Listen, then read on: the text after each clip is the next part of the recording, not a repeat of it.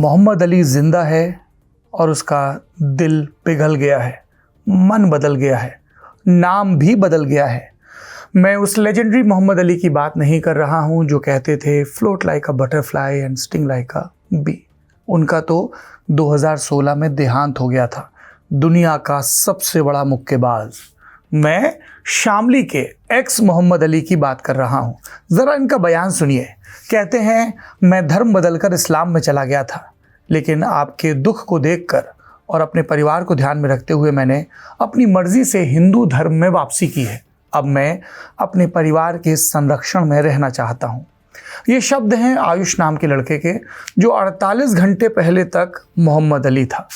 भारतीय संविधान में आर्टिकल 25 से लेकर 28 तक धर्म और धर्मनिरपेक्षता की बात होती है। विशेषकर आर्टिकल 25 हर एक व्यक्ति को सार्वजनिक व्यवस्था, नैतिकता और स्वास्थ्य की शर्तों के अधीन अपने धर्म को मानने, पालन करने और प्रचार करने की स्वतंत्रता देता है। शामली के रहने वाले B pharma graduate Ayush Malik ने संभवतः अपने संवैधानिक अधिकार को मैक्स आउट कर लिया है। जी, आपने सही सुना। तमाम रिपोर्ट्स हैं, सोशल मीडिया पर उपलब्ध वीडियो हैं, जिनके मुताबिक 2023 में आयुष ने इस्लाम धर्म अपना लिया था। जून 2026 में यूपी के धर्मांतरण विरोधी कानून के तहत इस मामले की जांच शुरू हुई और कुछ दिनों में आयुष दोबारा हिंदू धर्म में लौट आया। परिवार का कहना है, बेटे ने माता पिता की तकलीफ देखते हुए अपनी इच्छा से सनातन धर्म में वापसी की है। सोशल मीडिया पर आए लेटेस्ट वीडियो देखेंगे तो नजर आएगा कि आयुष हिंदू रीति रिवाजों के अनुसार पूजा करते दिख रहे हैं। आयुष के पिता देवराज मलिक ने इससे पहले इल्जाम लगाया था कि चांदनी कुरैशी और उनके पिता इस्लाम कुरैशी ने सुनियोजित साजिश के तहत उनके बेटे का ब्रेन वॉश किया और उसे इस्लाम धर्म अपनाने के लिए प्रेरित किया। उनका आरोप था कि करोड़ों रुपए की पारिवारिक संपत्ति पर कब्जा करने के लिए आयुष का धर्म परिवर्तन कराया गया और नाम बदलकर मोहम्मद अली रख दिया गया। अब ये उसका ब्रेन वॉश किया गया, उसे प्रेम जाल में फंसाकर ब्रेन वॉश किया गया। उसकी संपत्ति के चक्कर में के अच्छी संपत्ति है, अच्छा लड़का है, बढ़िया व्यवहारिक लड़का है, सामाजिक लड़का है, और ये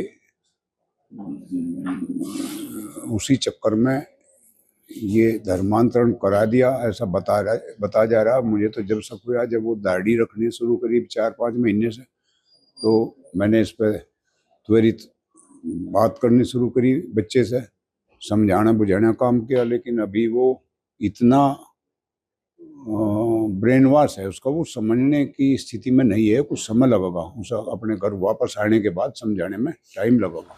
ये घटनाक्रम उस कार्रवाई के कुछ हफ्ते बाद सामने आया जब यूपी पुलिस ने देवराज मलिक की शिकायत पर Uttar Pradesh prohibition of unlawful conversion of religion act के तहत मामला दर्ज किया और चांदनी कुरैशी और उनके पिता इस्लाम को गिरफ्तार कर लिया था।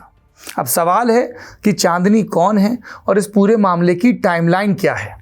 पहला बिंदु, 2018 में आयुष के पैर में चोट लगी। इलाज के लिए वो एक स्थानीय अस्पताल गए। यहाँ उनकी मुलाकात हुई फिजियोथेरेपिस्ट से, नाम चांदनी कुरैशी। एफआईआर के मुताबिक इलाज के दौरान दोनों के बीच पहचान हुई और समय के साथ उनके संबंध गहरे हो गए।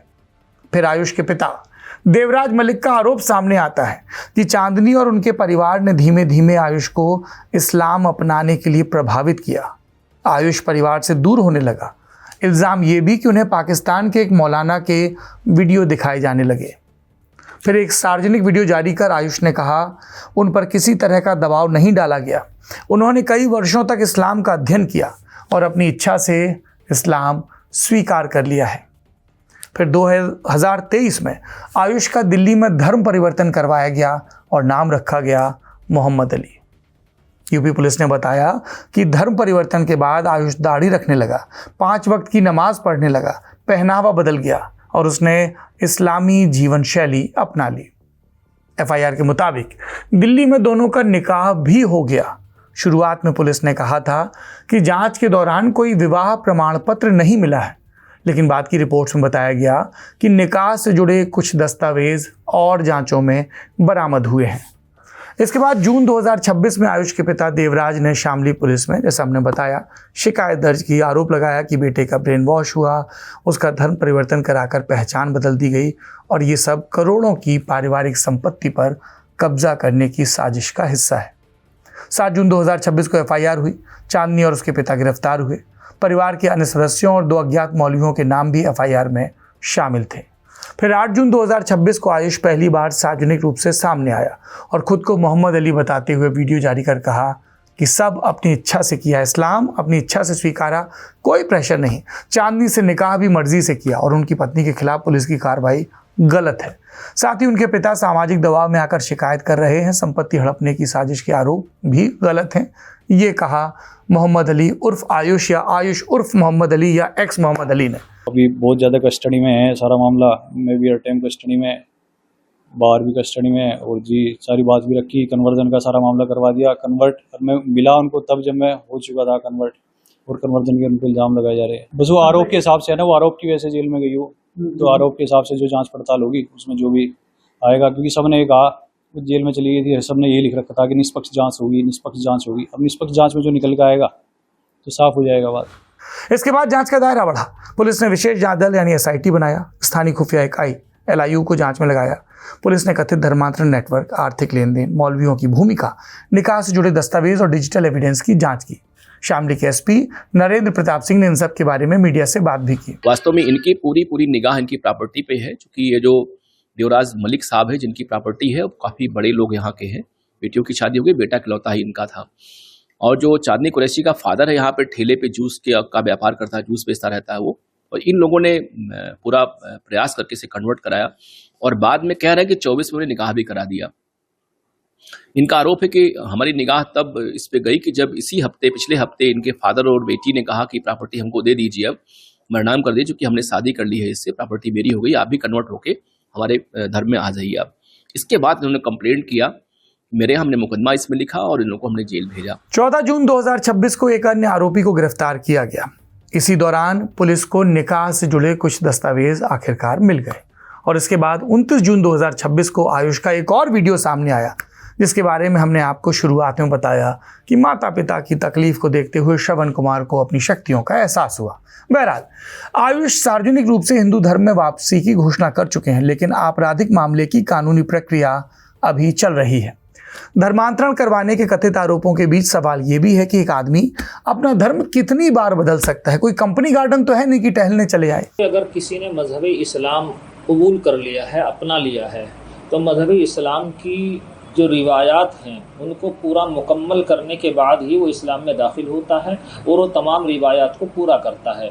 ये मुद्दा किसी तरह का ऐसा नहीं है कि जिसको मुद्दा बनाया जाए और इसको हाईलाइट किया जाए, ऐसा नहीं है। उसने जो भी किया है वो कोर्ट के ज़रिए से किया है, और यहाँ का कानून इक्वलिटी देता है इंसान को कि आप जिस मज़हब में चाहे उस मज़हब में रह सकते हैं और वहाँ अपनी बात को कह भी सकते हैं, सुन भी सकते हैं, उस काम को पूरा भी कर सकते हैं।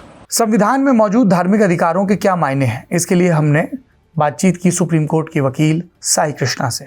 हमने पूछा ऐसे मामलों में कानून क्या कहता है। कन्वर्जन एक प्रोसेस है जिसके थ्रू आप अपने फैमिली से या जो आपको एंसेस्टर से मिला हुआ रिलीजन है उससे आप चेंज करके दूसरे रिलीजन की ओर जा सकते हैं।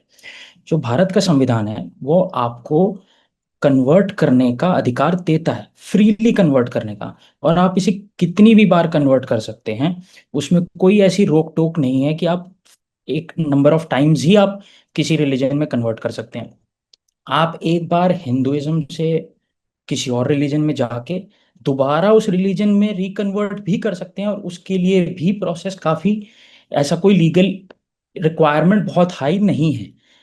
अब क्योंकि काफ़ी सारे स्टेट लॉज आ गए हैं, एंड आजकल न्यूज़ में mainly UP prohibition of unlawful conversion of religion act जो है, जिसके तहत आपको पहले डिस्ट्रिक्ट मजिस्ट्रेट को इन्फॉर्म करना पड़ता है कि आप इस तरह से कन्वर्जन वगैरह करना चाहते हैं, जिसके बाद ही आपको कन्वर्ट करना अलाउड है। बट ऐसा कुछ रिकन्वर्जन के लिए कोई सेट स्टैंडर्ड नहीं है, कोई ऐसा डॉक्यूमेंट रिक्वायर्ड नहीं है। जिज्ञासा ये भी थी कि धर्मांतरण का प्रोसेस क्या है, और ये भी कि क्या कोई आज हिंदू तो कल मुसलमान और परसों यहूदी बन सकता है। कोई अपर लिमिट है क्या, कोई लाइफलाइन है क्या। इस पर सुप्रीम कोर्ट के वकील अनस तनवीर का बयान सुनिए।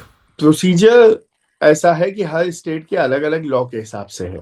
तो यूपी में फॉर एग्जांपल ये है कि आपको 1 महीने का नोटिस देना पड़ेगा, आपको एसडीएम साहब को जाके बताना पड़ेगा, एक फॉर्म है उसको फिल करना पड़ेगा, उसको बताना पड़ेगा आपको कि आप क्यों कर रहे हैं, क्या वजह है। ये कानून अंडर चैलेंज हैं अभी, और हिमाचल, गुजरात, इन सब कोर्ट और एमपी ने इन प्रोविजन, हाई कोर्ट ने इन प्रोविजन पे स्टे किया है। सुप्रीम कोर्ट में अभी इन पे चैलेंजेस पेंडिंग है, क्योंकि हमारा भी ये मानना है कि आप इस तरह के रिस्ट्रिक्शन नहीं लगा सकते, क्योंकि ये एक बहुत पर्सनल वो है।